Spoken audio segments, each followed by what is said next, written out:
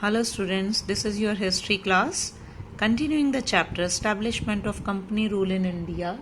Today we'll discuss the topic Anglo-Maratha Wars that started in 1775 till 1818.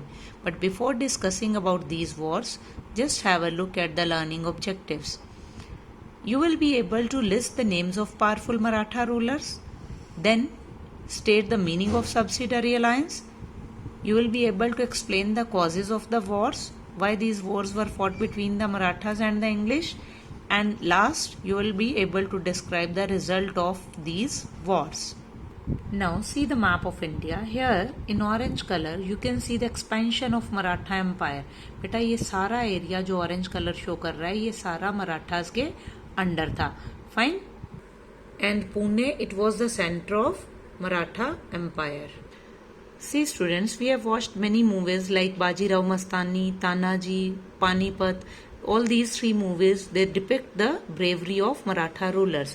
Beta see, this is the picture of third battle of Panipat, in which you can see one side Ahmad Shah Abdali was there, who was an Afghan ruler and usually came to India to loot and plunder the Indian wealth only. Fine. And another side Peshwa Nana Sahib was there. He was a Maratha ruler. Though the Marathas were defeated in this war, but Ahmad Shah Abdali was so impressed by the bravery of the Marathas, he never returned to India again, though he came to India every year to loot. Have a look at the causes of these wars, Anglo-Maratha wars. First point, that is the internal problems of Marathas. Every time बेटा जब भी कोई लड़ाई होती थी, किस कारण होती थी? सिर्फ और सिर्फ पेशवाशिप को लेकर, मतलब राजगद्दी को लेकर कि कौन राजा बनेगा. यही सेम प्रॉब्लम मराठास में थी. They were not united. Fine. Second was the growing ambition of the English. English जो थे वो बहुत ज्यादा एम्बिशियस थे. They wanted to capture, they wanted to annex the Indian mainland, every part of Indian mainland. See in this picture you can see Narayan Rao. Actually बेटा माधव राव की death के बाद उसके ब्रदर नारायण राव को पेशवा बनाया गया, जो उनके अंकल रघुनाथ राव थे. He wanted to become the Peshwa but he was not, so he assassinated Narayan Rao. मतलब ये कि उन्होंने नारायण राव को मरवा दिया. तो इसके कारण जो मराठा चीफ थे वो उनके अगेंस्ट हो गए थे. तो Raghunath Rao he joined hands with the British. वो ब्रिटिश के पास हेल्प के लिए गया, उनके साथ हाथ मिलाया और लड़ाई करी. Now you can see the first Anglo-Maratha war that was fought in 1775 to 1782. The British wanted to sign an alliance with aspiring Peshwa Madhav Rao II, क्योंकि वो ब्रिटिश जो थे वो माधव राव के साथ संबंध चाहते थे. ठीक है. अलायंस मीन्स क्या होता है? एन एसोसिएशन और a union form for mutual benefit, मतलब आपस में एक दूसरे की हेल्प करने के लिए. The Maratha chieftains they back Madhav Rao. The British जो थे, क्योंकि उन्होंने रघुनाथ राव के साथ हाथ मिलाया था, तो इसलिए they provided 2500 men to Raghunath Rao. और इसका रिजल्ट क्या हुआ? He gave Salsette and Bassein two main areas to the English, और साथ में बहुत सारा रेवेन्यू बड़ौच और सूरत मेन जो डिस्ट्रिक्ट थे उस टाइम के. और दूसरी साइड पे the two side sign the treaty of Salbai in 1782. अब ट्रीटी ऑफ सलबाय में क्या था? इसमें Madhav Rao two, he was recognise as the Peshwa. Then British were allowed to retain the territory of Salsette, and Raghunath Rao he was sent to Gujarat on an annual pension of ₹25,000. It gave 20 years of peace with the Marathas. और इस treaty के कारण British को बहुत help हुई.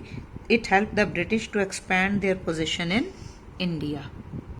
Now see the second Anglo-Maratha war that started in 1803 to 1805. There was conflict among the Maratha over Peshwaship. Peshwaship को लेकर मराठा की लड़ाई थी आपस में. Peshwa Baji Rao, he entered the subsidiary alliance with the British and got the British protection against Jaswant Rao Holkar, जो Holkar community से थे. सब्सिडरी अलायंस क्या होता है बेटा? सुनिए. It was signed by Lord Wellesley. In this, it was the British policy of providing military assistance to the Indian ruler in exchange of paying army maintenance. A British resident was stationed at the court of security from other rulers, but the main purpose was to keep other European powers away. मतलब ये कि British लोगों ने जो policy बनाई उसमें ये था कि ब्रिटिश आर्मी जो है इंडियन रूलर की हेल्प करेगी और उसकी एवज में इंडियन रूलर जो होगा वो उनकी आर्मी का पूरा खर्चा उठाएगा. फाइन. और उनका एक ऑफिसर, ब्रिटिश ऑफिसर जो है उनकी कोर्ट में रहेगा for security from other rulers. लेकिन उनका मेन पर्पस यही था कि जो भी रूलर है उसका किसी और यूरोपियन कंट्री के साथ ना कंटैक्ट हो पाए, इसलिए ये साइन की गई थी. And Scindias and Bhonsles they were against this subsidiary treaty, so they attacked Peshwa. Now see the third point. British troops drove Holkar out, क्योंकि ब्रिटिश ट्रूप्स जो थे वो पेशवा बाजीराव टू के साथ थे, तो उन्होंने होलकर को हरा दिया था. और ये मैंने जो आपको पहले बताया कि it was opposed by the Maratha chieftains the Scindias and Bhonsles. This resulted in second Anglo Maratha war that was in 1803. Now see its results. The Maratha chiefs failed to unify and were defeated by the well-equipped army of the British. The Bhosles and Sindhyas, they were forced to sign the treaties with the British and hand over large territories. क्योंकि वो दोनों जो थे चीफ्टेंस वो उनका मुकाबला British का मुकाबला नहीं कर पाए थे और उनको अपना काफ़ी एरिया ब्रिटिश को देना पड़ा.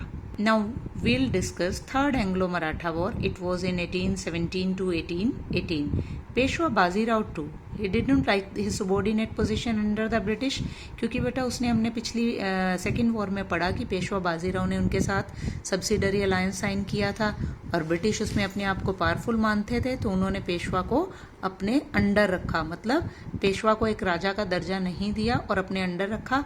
And now he never wanted to be a puppet in the hands of the British, so he tried to unite the Maratha chiefs against the British but failed. He was forced to surrender. उसने कोशिश की कि सारे Maratha chiefs को इकट्ठा करे, लेकिन उसमें वो लोग फेल रहे और उसको सरेंडर करना पड़ा.